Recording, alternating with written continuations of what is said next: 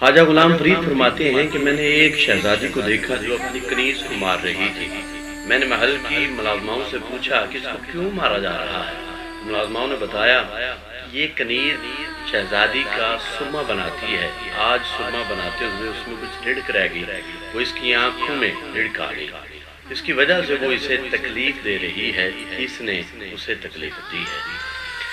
गुलाम फरीद फरमाते हैं कि वक्त गुजरता गया, साल बीत गए। मैं एक दफा एक कब्रिस्तान में से गुजर रहा था तो मैंने देखा कि एक कब्र सर की तरफ से फटी हुई है और मुर्दे की खोपड़ी नजर आ रही है। मैंने देखा कि उस खोपड़ी में चिड़ियों का घोंसला बना हुआ है। चिड़िया आती है और उस खोपड़ी के ऊपर बैठती है और आंखों के जरिए से चोंच डालती है और अपने बच्चों को दाना दूंगा खिलाती है। मैंने लोगों से पूछा कि यह कब्र किसकी है जो फटी हुई है। लोगों ने बताया कि ये शहजादी थी, ये उसकी कब्र है। मुझे पता चला कि ये वही शहजादी थी जो अपनी कनीज को इस वजह से मारती थी कि सुरमे में थोड़ी सी रिड़क रह जाती थी और उसकी आंखों को तकलीफ होती थी।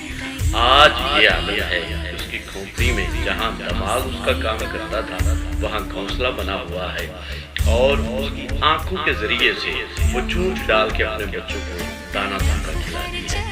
ख्वाजा गुलाम फरीद फरमाते हैं कि कितनी अजीब बात है कि उस शहजादी ने जिंदगी में एक छोटी सी तकलीफ बर्दाश्त नहीं की और आज वो चिड़िया की पूरी चूंच बर्दाश्त कर रही है।